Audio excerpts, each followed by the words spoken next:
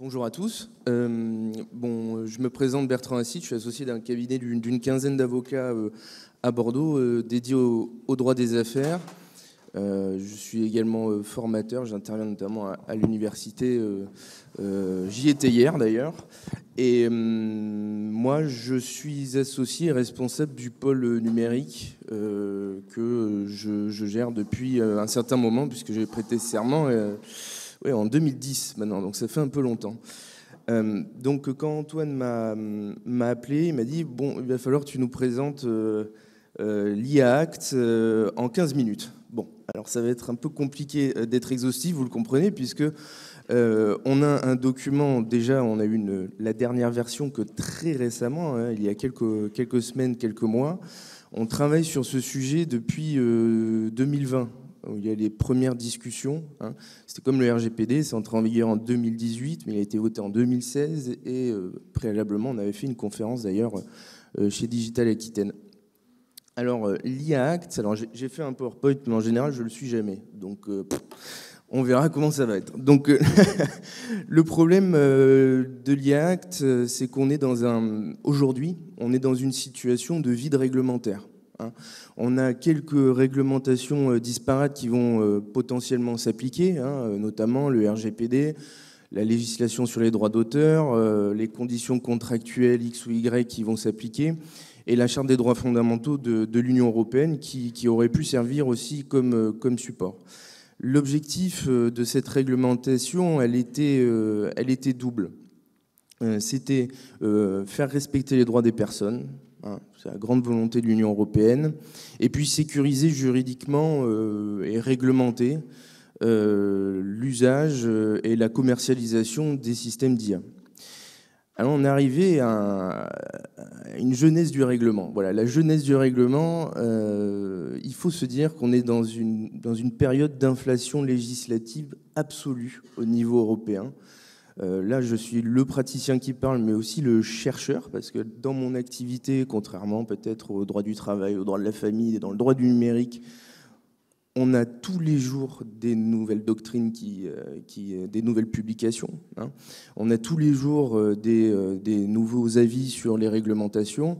Et depuis le RGPD, on a un certain nombre d'éléments. On a la publication d'une stratégie européenne pour l'IA par la Commission en 2018. Donc, c'est pas nouveau.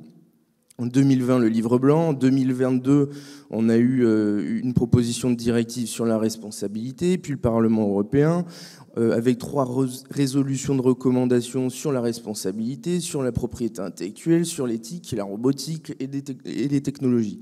Donc on voit qu'on a une inflation complète de la législation, et aujourd'hui, on a un texte qu'on étudie depuis 2021, qui ne fait qu'évoluer, et récemment encore, on a eu 777 amendements sur un texte qui, pour vous dire, le RGPD fait des 98 pages, aujourd'hui on dépasse la centaine. Donc c'est un texte de compromis, et pour ça j'aurais peut-être pas la même vision que la personne de la CNIL qui va intervenir à Pau, et j'irai voir avec grand plaisir, la députée européenne également. Moi je suis le point de vue du praticien. Aujourd'hui on a un certain nombre de problématiques, que ce soit dans le monde des arts, du jeu vidéo notamment, mais aussi dans le e-commerce, dans toutes les entreprises de nouvelles technologies. Alors est-ce qu'elles sont vraiment nouvelles? De technologies qu'on accompagne, que ce soit des très grandes entreprises que des TPE. On a un vide juridique, et ce règlement, il ne répond pas à nos questions. Il ne nous répond pas tout simplement parce qu'il est très complexe. C'est un texte de compromis, donc il est très complexe, vous allez le voir. Il ne répond pas à un certain nombre de questions, et notamment quel est le statut du contenu généré par exemple par une intelligence artificielle, qui est la principale problématique qui se pose aujourd'hui dans les entreprises. C'est vraiment quelque chose de très important. Est-ce que je suis propriétaire de ce que produit mon système d'intelligence artificielle ou celui que j'utilise? Alors on regarde les conditions d'OpenAI, on est rassuré, mais c'est quand même une solution américaine soumise au droit américain.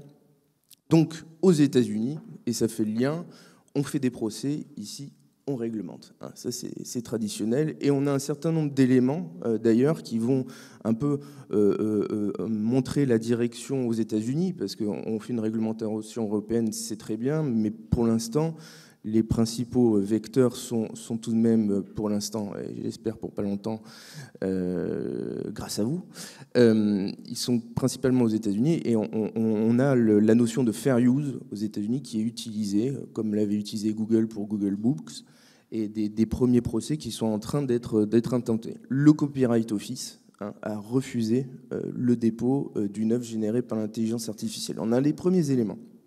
Donc on a toute cette genèse. Et effectivement, on voit le préambule du règlement. J'espère qu'il ne changera pas cette fois, mais bon, a priori, il est voté. Le préambule est assez clair et l'objectif est de mettre en place un écosystème de confiance. Alors, quand on a dit ça, on a tout dit et en même temps, on n'a rien dit. Bon, on adapte une définition qui a changé assez récemment, avec ces 777 amendements qui ont fait la joie de moi et surtout de mon équipe. Une définition très large de ce qu'est un système d'intelligence artificielle qui permet de balayer un certain nombre d'éléments. Bon, vous aurez la présentation ou pas. En tout cas, sachez qu'il y a une définition, parce que je n'ai plus que 10 minutes. On a une multiplication des acteurs. On a la notion de fournisseur dans le champ d'application du règlement, la notion de fournisseur, c'est-à-dire ceux qui mettent sur le marché, qui distribuent. On intègre aussi ceux qui distribuent en marque blanche. L'utilisation, la distribution, enfin la fourniture en marque blanche est comprise.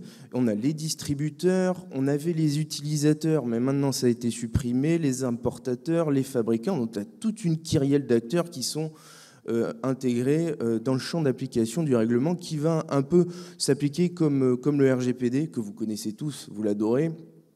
C'est-à-dire que ça va être tous les systèmes qui sont fournis au sein de l'Union européenne, quelle que soit l'origine ou la nationalité de celui qui va la fournir. Alors là, on rejoint la présentation qui m'a précédé, qui a précédé la mienne. Alors ça, c'est une source de l'IAPP, des grands principes, les grands principes de l'intelligence artificielle. Je me suis permis, en citant bien sûr ma source, de recopier un rapport de l'IAPP.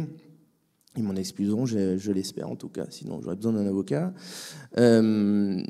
Un certain nombre de principes de transparence, d'évaluation de conformité, d'études d'impact des droits fondamentaux, qui vont faire un peu un lien avec les analyses d'impact qu'on peut faire en matière de protection des données personnelles. Et puis, pourquoi il y a eu ces 777 amendements? Parce que personne n'est d'accord au sein de l'Union, bien évidemment, mais parce que le texte ne prévoyait rien sur l'IA générative. À l'origine, le 2021, on a un texte qui est absolument silencieux sur l'IA générative. On s'est rendu compte que ça posait tout de même un tout petit problème. Donc on a eu un certain nombre de publications qui se disent est-ce que c'est un système à haut risque ou pas, l'IA générative. Et voilà, dans la précipitation, on a eu l'ajout d'un certain nombre d'articles sur l'IA générative qui, selon moi, ne sont pas satisfaisants parce qu'ils ne sont pas très clairs, nous le verrons. Je ne sais pas combien il me reste de temps, Antoine, mais tu me le dis. Bon, on peut continuer un peu ? Ok. Donc, le principal élément de cette nouvelle réglementation, c'est une approche par les risques. On a une définition du système d'intelligence artificielle. Il y aura des systèmes dont le risque est inacceptable, qui seront absolument interdits. Pourquoi on a fait ça? C'est évidemment en partie avec tous les systèmes de notation qui ont été mis en avant par les diverses publications, notamment en Chine. Et on s'est dit qu'il fallait éviter d'avoir ce genre de système dans l'Union européenne ou vis-à-vis des citoyens européens. Donc tout ce qui relève de la reconnaissance des émotions sur le lieu de travail également, de la notation sociale, de la police prédictive, tout ça c'est un principe d'interdiction.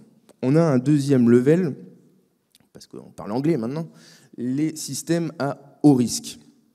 Et là, on va avoir toute une kyrielle d'éléments avec une annexe du règlement, ce qui nous permettra de rajouter 40 pages supplémentaires, qui va lister l'ensemble des systèmes qui, par définition, sont considérés comme des systèmes à haut risque et sur lesquels il va falloir appliquer un certain nombre d'études préalables, d'enregistrement et de suivi pour pouvoir les mettre sur le marché. Alors, qu'est-ce qu'on peut voir pour l'instant? Alors, cette annexe, elle va être modifiable dans le temps. Alors, ça va être super parce qu'on va avoir un texte qui va modifier dans le temps au fur et à mesure.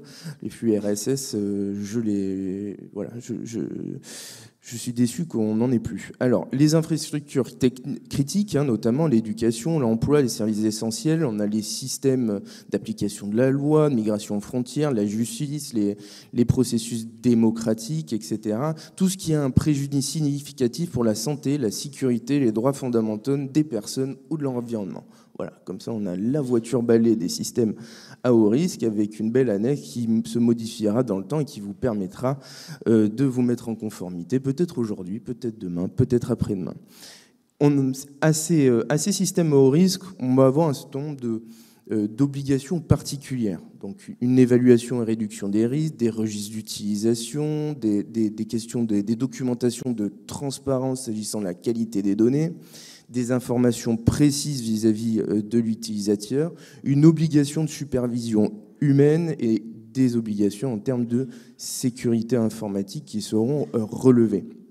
Et enfin, on aura les systèmes à risque limité. En règle générale, on pense que ça va principalement concerner les systèmes qui sont en lien, en rapport avec les humains, tout simplement avec une interaction type ChatGPT, par exemple, tous les systèmes de langage qui vont être considérés dans ce carcan.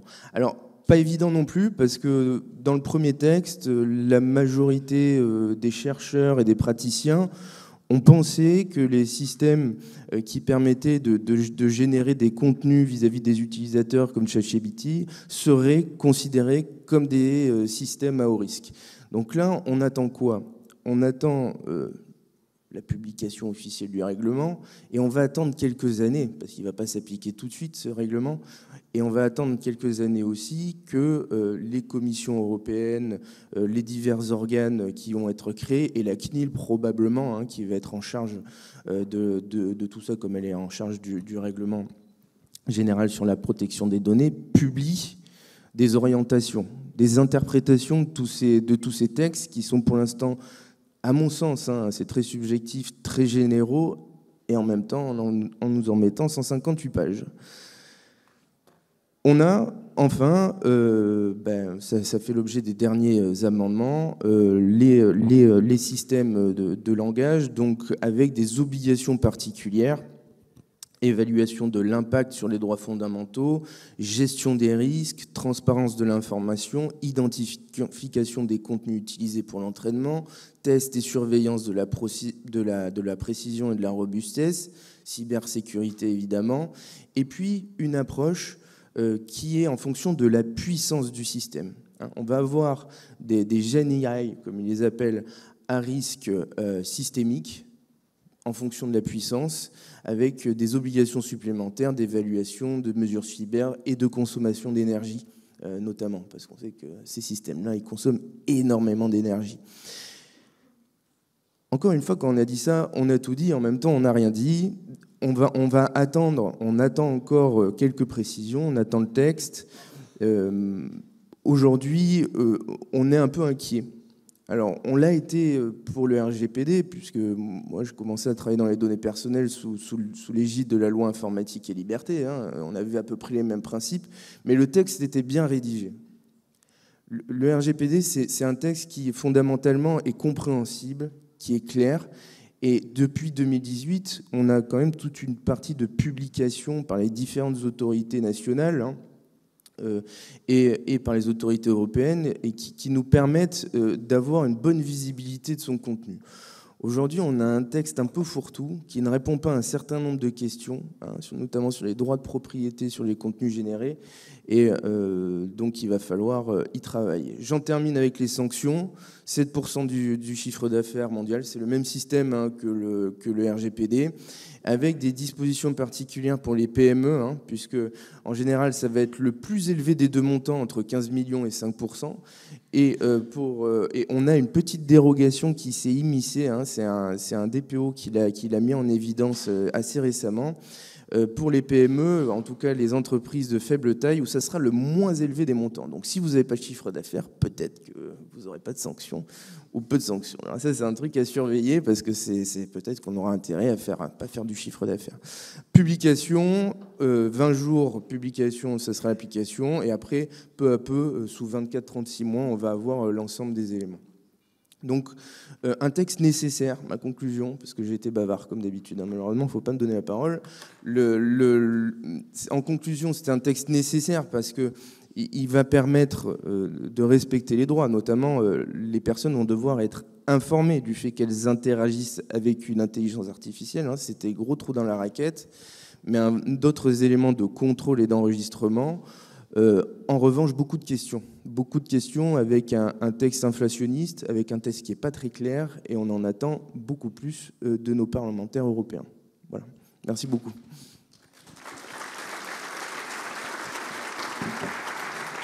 Merci beaucoup Bertrand. Je pense que tu restes une partie de la journée, donc si vous avez des questions, n'hésitez pas à venir à croiser Bertrand dans les couloirs. Et donc on va enchaîner sur une présentation d'un doctorant de Frédéric Alexandre sur une idée de Frédéric Alexandre qui nous disait que ça pourrait être intéressant de faire un focus sur les LLM open source. Et donc du coup je vais laisser la parole à Yanis pour une petite présentation sur son travail. Merci beaucoup Antoine. Donc bonjour à tous. Donc en effet, moi je viens vous parler de LLM à faire tourner en local. Un petit disclaimer avant de commencer, quand on parle de local, on parle du coup de machines individuelles, donc de machines personnelles. On peut par exemple penser aux ordinateurs portables que vous pouvez avoir. Alors évidemment, la puissance de votre ordinateur va faire grandement dépendre des performances que vous allez pouvoir obtenir avec votre LLM. On va parler de machines qui vont en général être au minimum à 8 Go de RAM. Et évidemment, plus vous avez un processeur qui est récent, voire des cartes graphiques qui sont récentes, plus vous aurez des performances intéressantes. Du coup, maintenant que ce disclaimer est fait, et avant de commencer, je vais pouvoir me présenter un peu. Donc, je m'appelle Yanis Bendiwis, je suis doctorant dans l'équipe Nimosim à l'INRIA et je suis localisé à l'IMN, donc l'Institut des maladies neurodégénératives. Je travaille principalement sur les LLM et si vous voulez me contacter, vous pouvez me retrouver avec mon adresse email ou avec mon site web où j'ai des précédents travaux avant mon doctorat qui sont présents. Donc, depuis tout à l'heure, je vous parle de LLM, mais qu'est-ce qu'un LLM du coup ? Alors, je ne vais pas vous faire l'affront de vous présenter ChatGPT. Je pense que vous connaissez tous à peu près ce qu'est ChatGPT. Eh bien, ChatGPT fait partie d'une grande famille, finalement, de modèles d'intelligence artificielle qui sont les LLM. Donc, les Large Language Models pour gros langage de modèles. Pardon, excusez-moi, pour la caméra ou je ne sais quoi.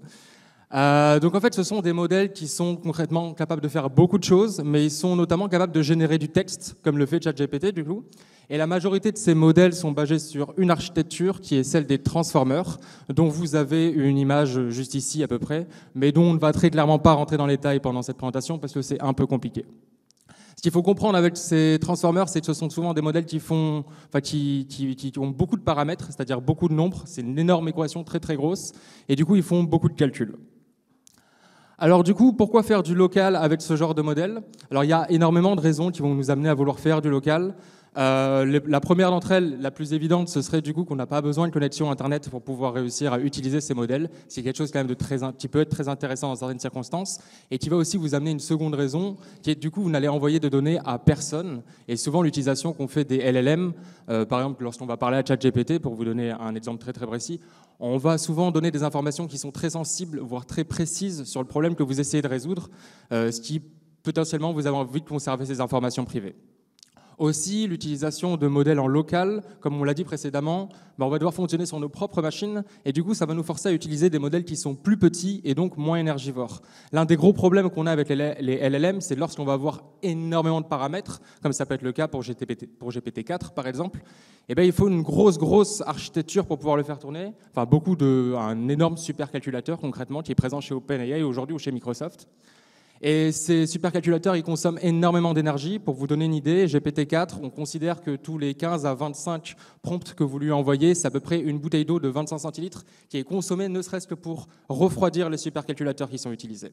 Donc en utilisant une machine comme un ordinateur personnel, vous allez être forcé d'utiliser un modèle qui est plus petit et donc qui va consommer nécessairement beaucoup moins, mais qui pour autant pourra répondre à énormément de tâches que vous souhaitez résoudre. Aussi, de cette façon, en n'envoyant pas toutes les données à une même entreprise privée, on va pouvoir décentraliser un tout petit peu le pouvoir. C'est-à-dire qu'aujourd'hui, la donnée, ça commence à devenir quelque chose de vraiment très très important, très très sérieux en termes de pouvoir politique ou même géopolitique. Et du coup, en évitant d'envoyer toutes ces données au même endroit, on évite de renforcer un monopole pour une seule entreprise qui pourrait derrière avoir des volontés de mettre quelques biais volontaires dans ces modèles. On pourrait par exemple assez facilement faire des modèles qui ont un impact, enfin, qui font de la propagande ou qui font de la manipulation de masse en induisant les biais qu'on a envie dedans. Ça nous amène aussi sur l'utilisation du coup de modèles ouverts, étant donné que si vous voulez pouvoir le faire tourner en local, vous allez nécessairement devoir le télécharger à un moment donné. Donc c'est des modèles en fait qui sont ouverts où vous avez accès à tous les différents poids qui sont en fait déjà précalculés pour ces modèles-là. Et donc un modèle ouvert, ça va vous permettre d'avoir un modèle qui est étudiable, dans lequel vous allez pouvoir observer ses tendances et ses différents biais, et aussi vous allez pouvoir maîtriser ses mises à jour. Lorsque vous utilisez ChatGPT, malheureusement, vous n'êtes pas vraiment dans le contrôle de qu'est-ce qu'ils font derrière, comment est-ce qu'ils déploient leur modèle et quand est-ce qu'ils les mettent à jour. Et des fois, vous allez utiliser un prompt pendant un certain temps qui va très bien marcher, puis à un moment donné, ils vont faire une mise à jour et tout votre travail précédent sera caduc parce que le modèle aura changé finalement à l'intérieur. Et du coup, on arrive sur le dernier point où ça va vous permettre de faire du fine-tuning de modèle, c'est-à-dire de réentraîner un modèle avec vos propres données. Et alors, certaines entreprises proposent déjà de le faire, OpenAI permet de le faire notamment. Le problème étant que vous ne contrôlez pas forcément tout le processus de A à Z, vous ne savez pas réellement ce qu'ils font totalement de vos données, comment ils les découpent, comment ils les traitent, et aussi est-ce qu'ils les conservent derrière, potentiellement, vous n'aurez pas envie de les partager avec eux. Alors maintenant qu'on a vu à peu près les raisons de faire du local, on va pouvoir parler un peu des différents modèles qui sont présents pour tout le monde. Et je ne vais pas pouvoir parler de ces différents modèles sans présenter Hugging Face.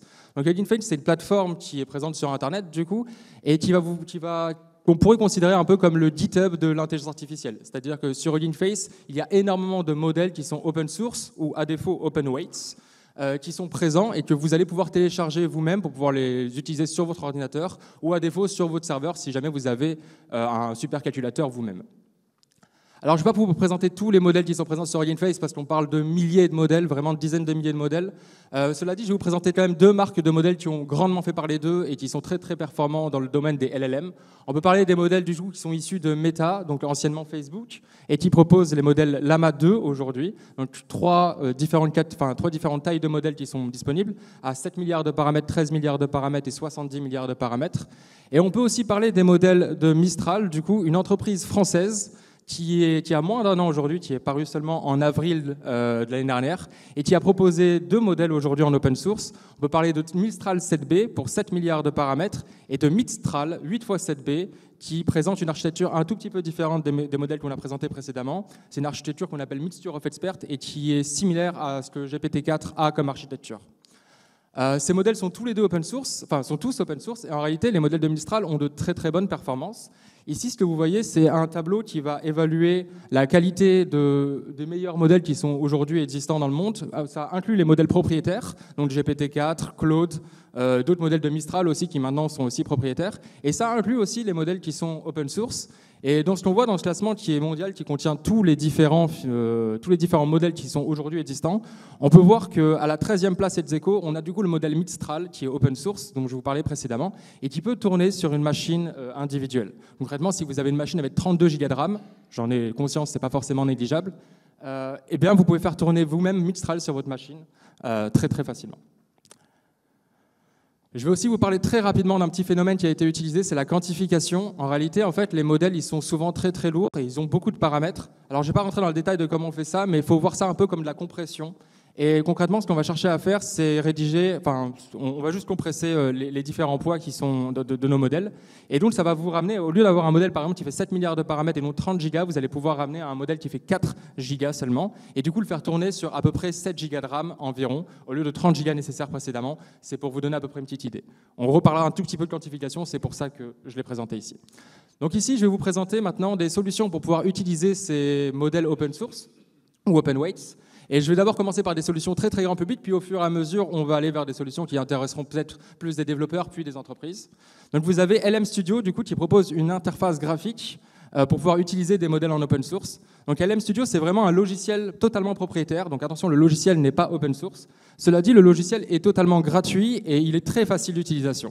Il ne vous demande aucune connaissance en programmation pour pouvoir réussir à l'utiliser. Et il va vous permettre d'installer très facilement, à partir de Hugging Face, un modèle quantifié.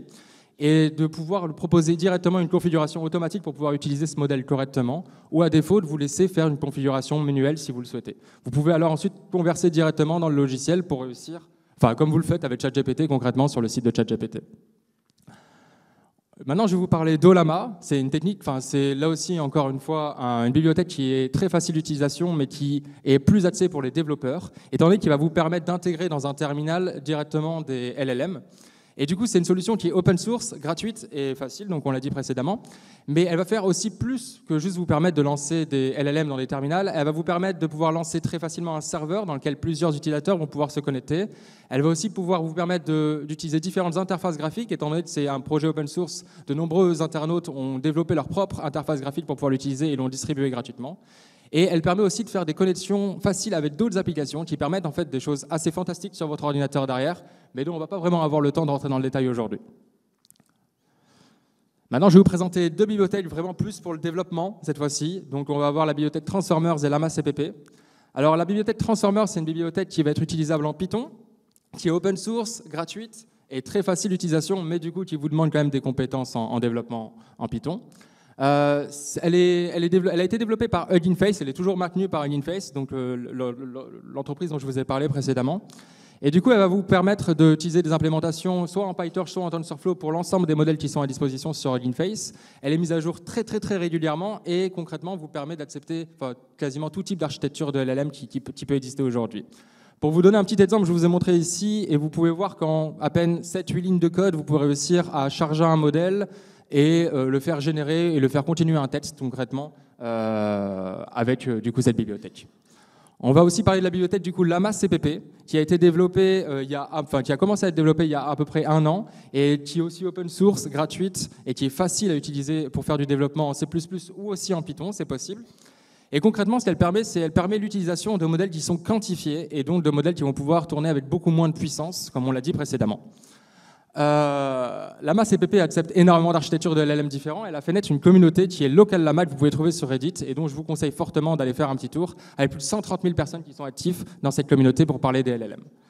Et pour finir, je vous parle d'une dernière bibliothèque qui est VLLM et qui va vous permettre cette fois-ci, qui intéressera principalement les entreprises, qui va permettre en fait de déployer des modèles mais à plusieurs utilisateurs en simultané. Donc, pour vous donner un exemple, si vous avez une seule A100, vous utilisez VLLM et que vous voulez déployer Mistral à plusieurs utilisateurs en simultané, et bien avec VLLM, du coup, vous réussirez à obtenir une performance d'environ 20 tokens par seconde, c'est-à-dire à peu près 20 mots par seconde qui sont générés pour 20 utilisateurs en simultané. C'était l'ensemble de ma publication. Je vous remercie de m'avoir écouté et je relaisse la parole à Antoine Mouzin.